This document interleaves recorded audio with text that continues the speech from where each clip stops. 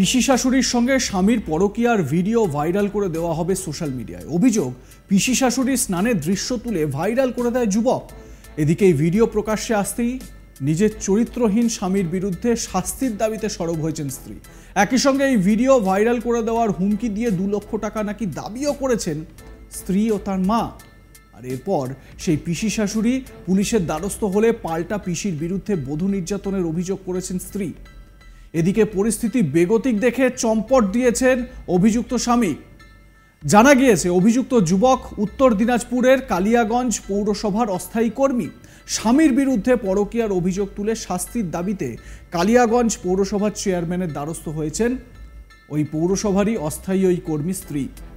ঘটনা কালিয়াগঞ্জের 3 নম্বর ওয়ার্ডে। পরকীয়ার জেরে সংসারে নিত্য অশান্তি বলে অভিযোগ। অভিযুক্ত স্বামী পৌরসভার অস্থায়ী কর্মী। তার স্ত্রীর অভিযোগ স্বামী পরকীয়ায় লিপ্ত। এই ঘটনায় শাস্তির দাবিতে সরব হয়েছেন তিনি। যদিও গোটা বিষয়টি নিয়ে দ্বন্দ্ব থামাতে উদ্যোগী হয়েছেন পৌরসভার চেয়ারম্যান রামনিবাস সাহা নিজেও। এদিকে ছেলের বুদ্ধিমত্তার জেরে বাবার পরকীয়া হয়েছে ফাঁস। স্ত্রী চাইছেন স্বামীর কঠোর শাস্তি হোক। উল্লেখ্য, উত্তর দিনাজপুর জেলার কালিয়াগঞ্জের 3 নম্বর ওয়ার্ডের বাসিন্দা কালিয়াগঞ্জ পৌরসভার ওই অস্থায়ী কর্মীর সঙ্গে ওই মহিলার বিয়ে হয় 19 বছর আগে। কিন্তু কিছুদিন যেতে না যেতে স্বামী স্ত্রীর মধ্যে অশান্তি লেগে যায়। আর এই অশান্তির মূল কারণ হলো স্বামীর পরকীয়া প্রেম। একটি দুটি নয়, অভিযোগ কমপক্ষে 5টি পরকীয়া প্রেমের সঙ্গে যুক্ত ছিলেন গুণধর স্বামী। এমনটাই অভিযোগ করলেন তার স্ত্রী। তিনি জানান তার স্বামী এতটাই দুশ্চরিত্রের মানুষ যার জন্য তিনি তার স্বামীর বিরুদ্ধে কঠোর শাস্তির দাবি করেছেন কালিয়াগঞ্জ পৌরসভার পৌরপিতা রামনিবাস সাহার কাছে।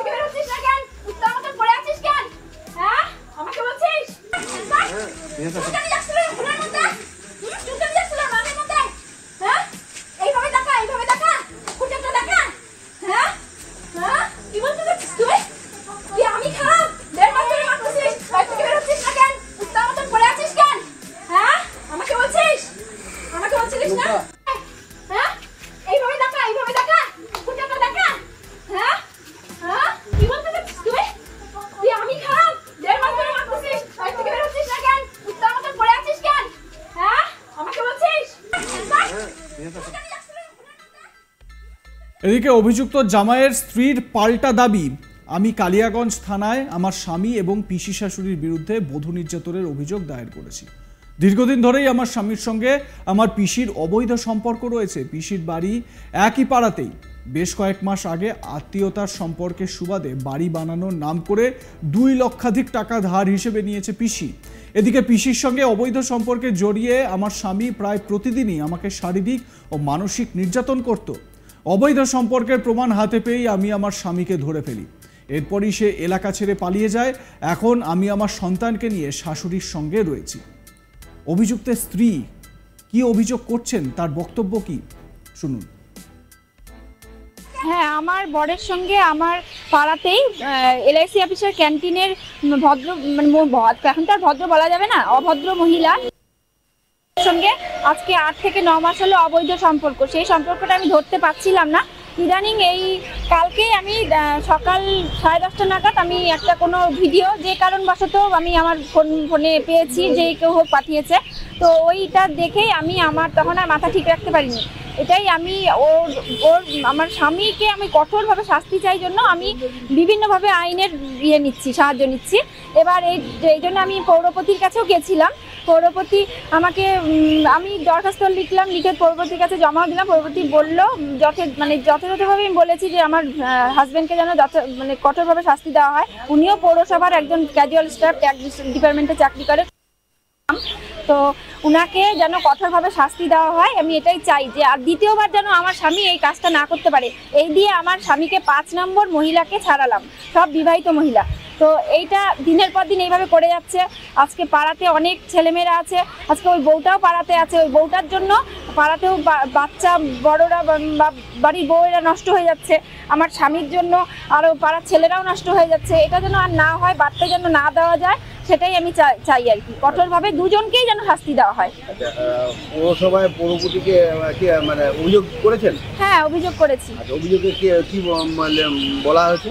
অভিযোগে বলেছে যে হ্যাঁ আমরা দেখছি ব্যাপারটা, তো বলেছে দেখছি কতটা কি করা যাচ্ছে, এটাই বলেছে। আচ্ছা আচ্ছা, থানাতেও এসেছিলেন? থানাতেও এসেছিলাম, থানা থেকেও বলছে যে আগে ও যেখানে কর্মরত আছে সেখানে গিয়ে একটু অভিযোগ করুন, সেখানে যদি স্টেপ না নেন পৌরপতি তখন আমরা ব্যাপারটা দেখব। আচ্ছা, বলছি যে এই যে আপনার সাথে কি শারীরিকভাবে টর্চার করে? আমার সঙ্গে শারীরিকভাবে 19 বছর ধরে টর্চার করে বিয়ের পর থেকে। কতদিন আগে বিয়ে হয়েছে? 19 বছর হলো ওর সঙ্গে আমার বিয়ে হয়েছে। আপনার ছেলে কয়টা? আমার একটাই ছেলে। আচ্ছা, কিসে পড়ে? 7-এ পড়ে। কালিয়াগঞ্জ পৌরসভার চেয়ারম্যান রামনিবাস সাহা, তার কি বক্তব্য এবারে শোনাই আপনাদের। উনি আমাকে অভিযোগ করে গেছেন, তার আগেও অভিযোগ করছিলেন ওনাদের স্বামী স্ত্রীর মধ্যে একটা বনিবানা নাই, এটা ঠিক। তারপরেও উনি যে একটা ভিডিও প্রোভাইড করছেন সেটা আমি দেখিনি, কিন্তু আপনাদের মুখেই শুনছি, হ্যাঁ, যে আমার স্বামী অন্য স্ত্রীর সাথে সম্পর্ক আছে, সেটা নাকি ওনার কাছে ভিডিও আছে প্রমাণসহ। এইটার জন্য উনি আমাকে একটা কমপ্লেন দেন যে ওনাকে ব্যবস্থা নেওয়ার জন্য, কিন্তু উনি তো আমার অস্থায়ী কর্মচারী, স্থায়ী কর্মচারী নয়। তার জন্য আমি ইও সাহেবকে দায়িত্ব দিলাম যে আমরা কতদূর কী স্টেপ নিতে পারি, কি করতে পারি, সেটা একটা আলোচনার বিষয় আছে। আমি বড়বাবু এবং ইও সাহেবকে ওই দায়িত্বটা দিয়েছি। দেওয়ার পর আমরা একটা আলোচনার মাধ্যমে একটা স্টেপ অবশ্যই নিব। উল্লেখ্য, এই পৌরসভাতেই অস্থায়ী কর্মী হিসেবে কর্মরত অভিযুক্ত স্বামী। ওই দম্পতির একটি ছেলে রয়েছে, যে ছেলের বুদ্ধিদীপ্ত প্রচেষ্টায় মোবাইলের মাধ্যমে ধরা পড়ে যায় বাবার পরকীয়া। অভিযোগ, পিসি শাশুড়িকে প্রেমের জালে ফাঁসিয়ে নগ্ন ছবি তুলেছিল গুণধর জামাই। পরবর্তীকালে সেই ভিডিও ভাইরাল করে দেওয়ার হুমকি দিয়ে পিসি শাশুড়ির কাছ থেকে 2 লক্ষ টাকা দাবি করে অভিযুক্তের স্ত্রী এবং মা। ঘটনাটি ঘটেছে কালিয়াগঞ্জে। এই ঘটনায় রায়গঞ্জ সাইবার ক্রাইম থানায় অভিযুক্ত জামাই ও তার স্ত্রীর মায়ের বিরুদ্ধে অভিযোগ দায়ের করেছেন সেই পিসি শাশুড়ি। এদিকে পিসি শাশুড়ি লিখিত অভিযোগ দায়ের করতেই স্বামী ও পিসির বিরুদ্ধে পাল্টা কালিয়াগঞ্জ থানায় বধূ নির্যাতনের অভিযোগ দায়ের করেন জামাইয়ের স্ত্রী তথা সম্পর্কে পিসি শাশুড়ির ভাইজি। উভয় পক্ষের অভিযোগ পাওয়ার পর ঘটনার তদন্তে নেমেছে পুলিশ। ঘটনার পর থেকেই বেপাত্তা অভিযুক্ত জামাই। পিসি শাশুড়ির স্বামী একটি অফিসের ক্যান্টিন চালান।